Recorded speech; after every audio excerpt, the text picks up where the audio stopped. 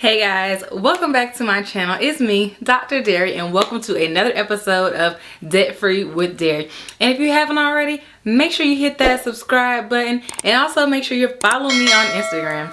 So let's go ahead and get into today's content. Alrighty guys, it is March, and let me tell you, March has been a very interesting month for me. I swear my life just gets more and more interesting every month. I don't know why, but anyways, someone backed into my car at work. So they hit my car and they ran, and I do know what the car looks like, but we were not able to get the tag off the car, so that kind of sucks. But my car has since then gotten fixed and everything like that, but I did have to pay a deductible for my car. Thankfully I did do a police report, so I didn't have to pay as much of the deductible, so you all will see that when I'm going through my numbers. So I just wanted to mention that now. Alright, so let's go ahead and get into the numbers for March. Alrighty guys, so I have went ahead and filled in the main things that don't normally change. However, our mortgage is normally $1,014 and I think 2 cents, but our mortgage company was bought out this month by a different company. So this was our first month paying our mortgage with a new company, and the mortgage was $1,066.35. Now, normally when your mortgage company changes to a different company, it stays the same. So I'm not sure if this was just a price for this first month or what's going on with that. Internet was $70.35. The water bill was $29. And then we paid his grandma's cell phone and her internet, which is $80. And then also, out of our joint account, I went ahead and paid on my student loan in the first half of the month, and I paid $1,200 out of our joint account. Alright, so out of my account, I paid $800. And then for the gym, so my coach did change gyms, and I have not purchased a gym membership at the gym she's at right now because I only go once a week right now, and it's $10 each time. Or the membership is $45. So I'm technically saving $5, but I'm thinking about going ahead and getting the membership. The membership, like I said, is $45. So I really don't want to spend $45 on a gym I'm not going to go to that often, but we'll see. I'll think about that for next month because I might try to start going twice a week. Again, we'll see. Let's see. Yeah, so as you can see, there is a extra blank here. I have taken the land payment off of my account. So that's exciting because our land is paid off. And then we have our utilities, which is $148.06. So for the cash envelopes, I have decreased our grocery budget to $100. And that is because I have been using a meal prep company. So I can put it up here. Meal prep. So they basically deliver meals to me once a week, and I have been using them. The first few weeks it was, I'm not gonna lie, it's not super duper cheap. It's a decent price though for the food to be fresh and everything like that. So I spent about $160 the first 2 weeks, and also about $160 for the second 2 weeks on meal prep. And I'm also ordering my husband a few meals in that as well. So it's not just for me. I'm ordering my husband meals, and I'm ordering myself meals as well. So I spent roughly $160 the first half and $160 the second half, and that's why I decreased the grocery to $100. I did that just because we do still have to get Trey lunch and things like that for his school, and you know, I need water, the basic food items as well. And I might go ahead and decrease that to $50 next month, $50 each time, just because I have not been going to the grocery store as much, being that I have been using the meal prep company. So that is why that decreased. Like I mentioned, somebody hit my freaking car and I had to get my car fixed, so I had to pay the deductible. And the deductible was $250,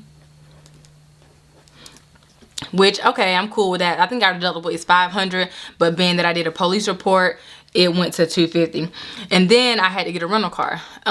State Farm does pay for the rental car, but they do not pay for the insurance and tax on the rental car. So we also had to pay that. And that was $227. So that upset me a little bit. And then I also had to do car maintenance this month. So my car maintenance, I'll put that at the top because I actually did that before my car was hit. Oh, I should put that in mine because I took it out of my car maintenance envelope. So car, and that was $41.70. Okay, so instead of doing car maintenance in the second half of the month, I did not take out any cash for car maintenance, and I used that to go towards this $250 deductible.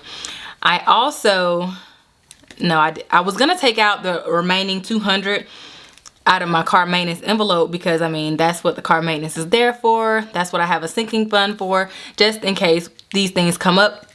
But my husband went ahead and paid it out of our account. So I haven't decided if I'm going to replenish the account with the $200 or if I'm just going to keep it. Right now I'm kind of leaning more towards keeping it, but we shall see. And then home savings, of course, we put $500 in the savings for our future home. All right. So with all of that, I'll go ahead and do our total expenses, but the total expenses will not include the home savings. I guess I could put that in purple. I'm just messing up my little sheet today. I'll put that in purple because that is something that is not really an expense. It's just going to our savings. So let me go ahead and add up our total expenses. Our total expenses for the month, and that does include my car maintenance, the meal prep, the deductible, and the rental car and all that good stuff. Our total is $3,850.46. And then the amount that we paid towards our debt snowball is technically just the $1,200 and the $800 towards my student loan because student loans are still in forbearance, so I technically don't have to make a payment. So that was $2,000. And so not much going towards the debt this month, but that's completely fine because we are trying to save towards our future home as well.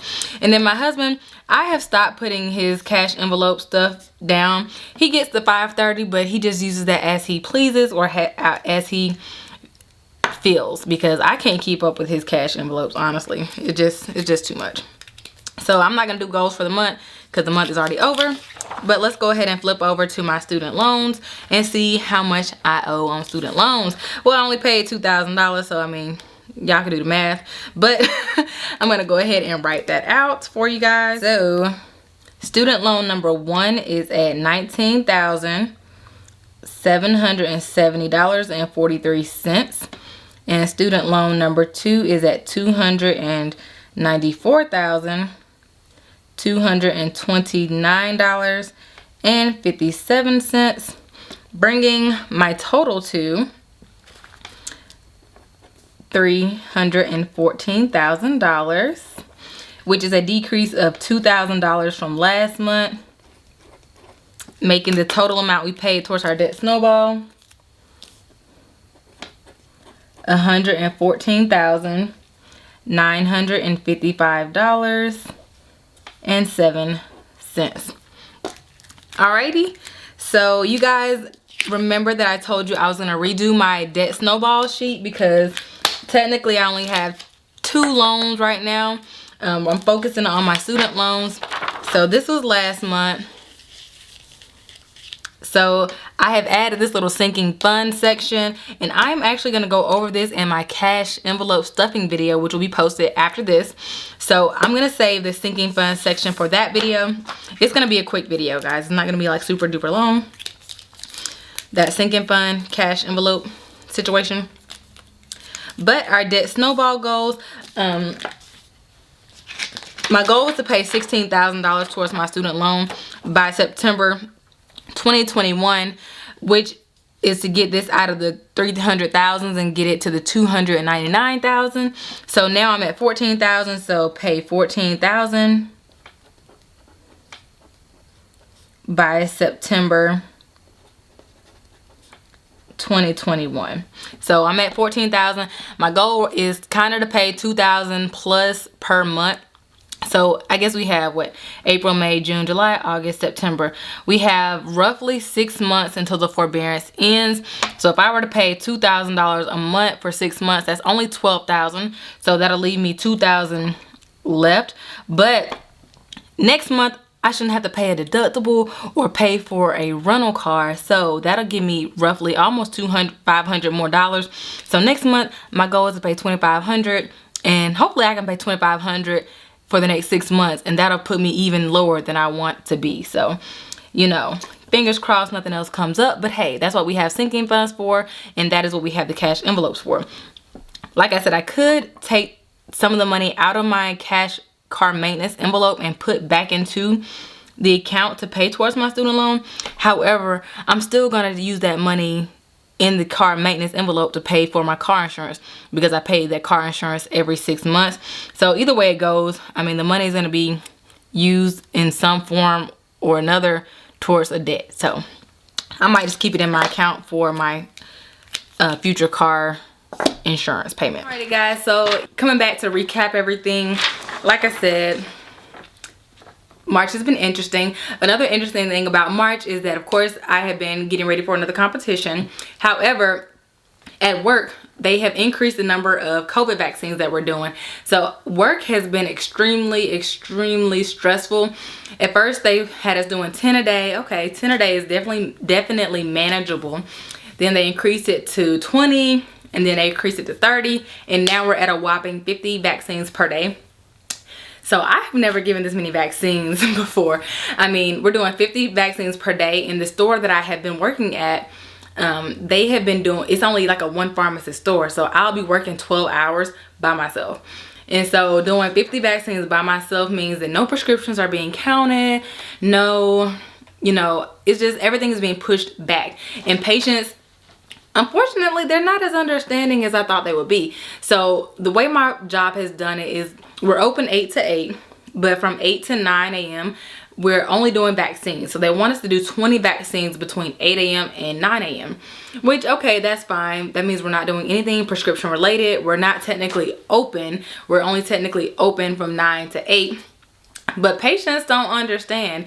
So when I have to tell a patient at 10 a.m. that their prescription won't be ready until 3 p.m. they're like, why can't my prescription be filled right now, blah, blah, blah. And I'm like, well, I'm doing COVID vaccines. The COVID vaccines are scheduled back to back from 8 a.m. till 6 p.m. Literally all day long.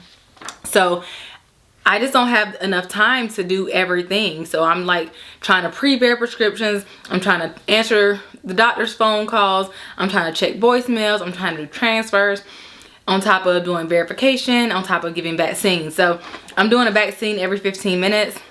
You have to process the vaccine, get all the paperwork, get their insurance, blah, blah, get them signed in, get the vaccine. By the time you get back from them, the next person has walked up, so you got to do it all over again. So it's very stressful because patients aren't real understanding that the pharmacist is only one person, especially at a one pharmacist store. If I'm the only one there, I can only do so much, you know.